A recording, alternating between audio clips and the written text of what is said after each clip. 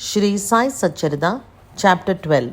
Sai Leelas, Experiences of 1. Kaka Mahajani, 2. Dumal Pleader, 3. Mrs. Nimonkar, 4. Mule Shastri, 5.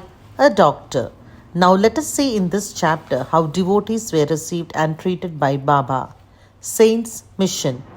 We have seen before that the purpose or object of divine incarnation is to protect the good and destroy the wicked. But the mission of the saints is quite different. To them, the good and the wicked are the same. First, they draw the evildoers and set them on the right path.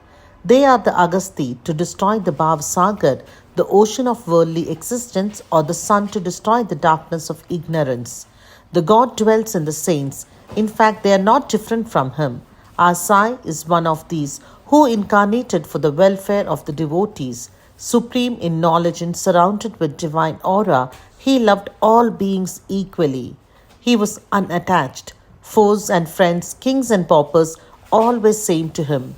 Hear his Leelas. For the sake of devotees, he gave his stock of merits and was ever alert to help them. But the devotees could never approach him unless he meant to receive them. If their appointed time did not come, they did not remember Baba and his Leelas could not reach their ears. Then how could they think of seeing him?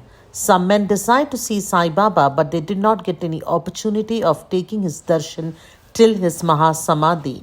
There are many such persons whose desire for Baba's darshan was not thus satisfied. If these persons believing in him listen to his Leelas, their quest for darshan will be to a great extent satisfied by the Leelas. Even if some person went there by sheer luck and took Baba's darshan, were they able to stay there longer? No. Nobody could go there of his own accord and nobody could stay there longer if Baba did not wish so. They could stay there so long as Baba permitted them to stay and had to leave the place when asked to do so by him. So, everything depended on Baba's divine will. Kaka Mahajani. Once, Kaka Mahajani went to Shirdi from Mumbai. He wanted to stay there for 1 week and enjoy the Gogul Ashtami festival. As soon as he took Baba's darshan, Baba asked him, "When are you returning home?" He was rather surprised at this question, but he had to give an answer. He said that he would go home when he ordered him to do so. Then Baba said, "Go tomorrow." Baba's word was law and had to be obeyed. Kaka Mahajani therefore left Shirdi immediately. When he went to his office in Mumbai, he found his employer anxiously waiting for him. His Munim, that is the manager, suddenly fell ill, hence Kaka's presence was absolutely necessary. He had sent a letter to Kaka at Shirdi, which was redirected to him at Mumbai. Boss Sahib Dumal.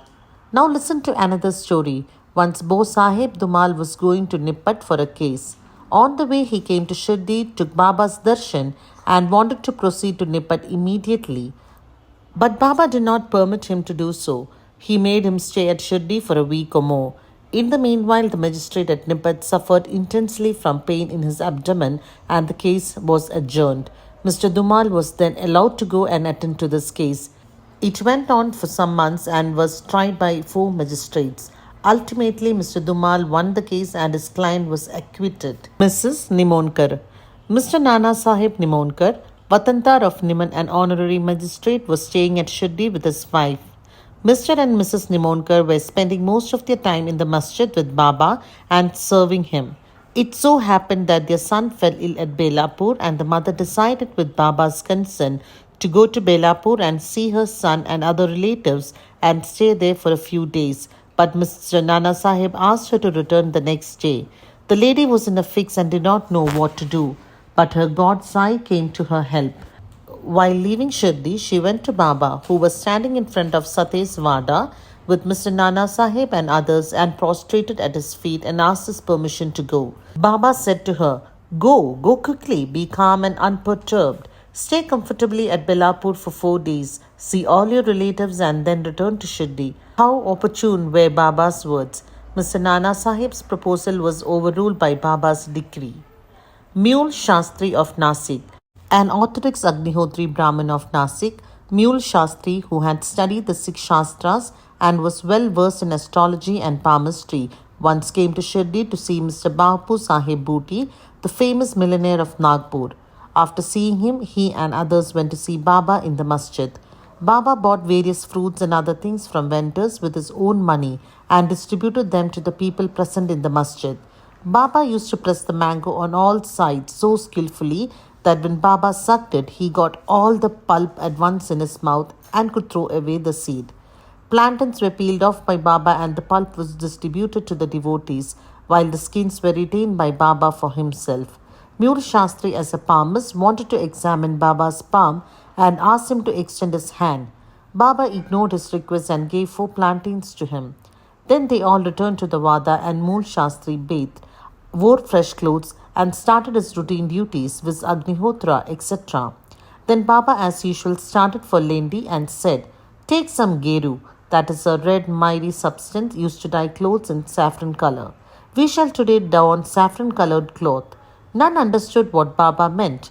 Then after some time, when Baba returned and preparations for the noon aarti were being made, Bapu Sahib Jog asked Mule Shastri whether he would accompany him for the aarti. He replied that he would see Baba in the afternoon. Baba sat on his seat, was worshipped by the devotees, and aarti commenced. Then Baba said, "Get some dakshina from the new Nasik Brahmin." Booty himself went to the Vada to get the dakshina, and when he gave Baba's message to Mule Shastri, he was sorely perplexed. He thought in his mind thus, "I am a pure Agnihotri Brahmin. Why should I pay dakshina? Baba may be a great saint. I am not his dependent." But since a great saint like Sai Baba was asking for dakshina through a millionaire like Booty, he could not refuse. So leaving his routine unfinished, he started with Booty for masjid. Thinking himself holy and the masjid otherwise, he remained at a distance and after joining his palms threw flowers at Baba from there. Then lo, all of a sudden, he saw not Baba but his late Guru Golab Swami there.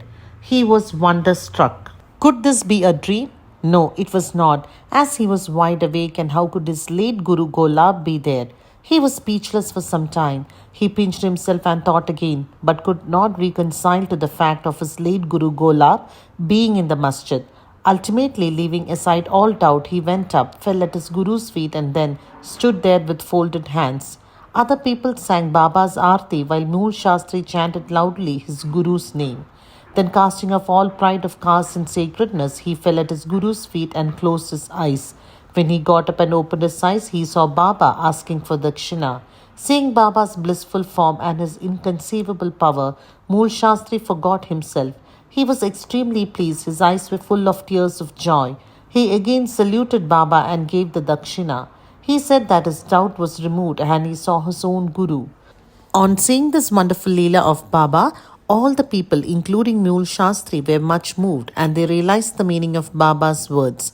"Bring Geru, we shall don saffron-colored clothes." Such is the wonderful Leela of Baba. A doctor. Once a Mamlatdar came to Shirdi with a doctor friend of his. The doctor said that his deity was Ram and that he would not bow before a Mohammedan, and so he was unwilling to go to Shirdi. The Mamlatdar replied that nobody would press him to bow down, so he should come and give the pleasure of his company. Accordingly, they reached Shirdi and went to the masjid for Baba's darshan. All were wonderstruck to see the doctor going ahead and saluting Baba. They asked him how he forgot his resolve and bowed down to a Musalman. Then the doctor replied that he saw his beloved deity Ram on the seat and he therefore prostrated himself before him. Then as he was saying this, he again saw Sai Baba there. Being dismayed, he again said, "Is this a dream? How could he be a Mohammedan? He is a great yoga sampana, full of yoga avatar." Next day, he made a vow to begin to fast. He absented himself from the masjid, resolving not to go there until Baba blessed him. 3 days passed, and on the 4th day, a close friend of his from Kandesh turned up, and with him he went to the masjid for Baba's darshan. After the salutation, Baba asked him whether anybody had gone to call him that he had come. Hearing this vital question, the doctor was moved. The same night he was blessed by Baba and he experienced bliss supreme in his sleep. Then he left for his town where he remained in the same state for a fortnight. Thus his devotion for Sai Baba increased manyfold. The moral of all the stories mentioned above, especially that of Mule Shastri, is that we should have firm faith in our Guru and on none else. More Leelas of Sai Baba will be described in the next chapter. Both to Shri Sai, Peace be to all.